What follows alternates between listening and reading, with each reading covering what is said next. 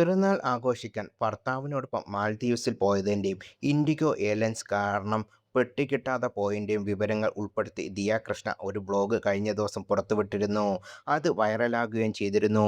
അതിൽ താരപൊത്തി പരാമർശിച്ച ചില കാര്യങ്ങൾ തെറ്റി ചൂണ്ടിക്കാട്ടി വിമർശിക്കുകയാണ് റിയാക്ഷൻ വീഡിയോയിലൂടെ ശ്രദ്ധേയയായ യൂട്യൂബർ ഷെഫീന ബീബി. സെൽഫ് റെസ്പെക്റ്റുള്ള സ്ത്രീയല്ല ദിയ കൃഷ്ണ എന്ന് അവർ പറയുന്നു. ഞാനൊരു ചരക്കാണെന്ന് ഓസി പറയുന്നത് കേട്ട് എനിക്ക് ക്രഞ്ചടിച്ചു. സത്യത്തിൽ ഈ പെങ്കൊച്ചത്തിന് ഒരു വ്യവസ്ഥയും വെള്ളിയാഴ്ചയും ഇല്ല എന്നതിൻ്റെ മറ്റൊരു ഉദാഹരണമാണ് ഇത്തരം കമൻറ്റ്. പിന്നെ ഇൻഡിഗോ ഫ്ലൈറ്റ് ലഗേജ് കൊണ്ടുവരാത്ത കാര്യം. ബാഗേജ് എമിഗ്രേഷൻ കൊടുത്തു കഴിഞ്ഞാൽ അവർ എല്ലാവരുടെയും കലച്ചിട്ട് ചെയ്ത് ഒരുമിച്ചാണ് കൊണ്ടുപോകുന്നത്. അതിൽ ഓമിയുടെ ബാഗ്, ഓസിയുടെ ബാഗ്, ഓസിയുടെ കിട്ടിയവൻ്റെ ബാഗ് എന്നൊന്നും എഴുതി വച്ചിട്ടുണ്ടാകില്ല. അവർ മൊത്തത്തിലുള്ള ബാഗേജിൻ്റെ വെയിറ്റ് നോക്കും. അതിൽ കൂടുതൽ ഉണ്ടെന്ന് തോന്നിയാൽ, ഫ്ലൈറ്റ് ഡാമേജ് ഉണ്ടാകുമെന്ന് തോന്നിയാൽ, അത്രയും വെയിറ്റ് താങ്ങാൻ കഴിയില്ലാത്താൽ അത് കുറച്ചെടുത്ത് മാറ്റിവെക്കും.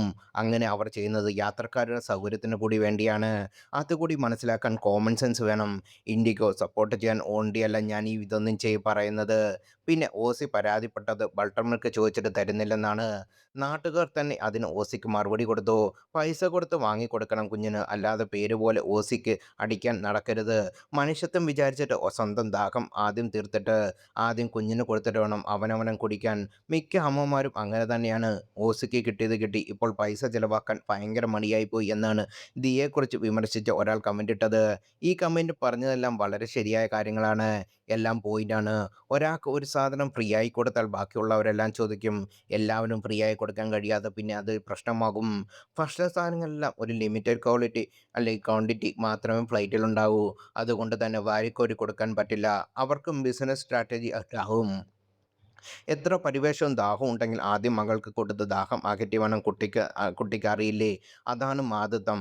പൈസ കൊടുത്ത് കുഞ്ഞിന് വാങ്ങിക്കൊടുക്കണം, അതാണ് കറക്റ്റ്. അതുപോലെ ഹൻസികയുടെ ഒരു വീഡിയോ വൈറലായില്ലേ?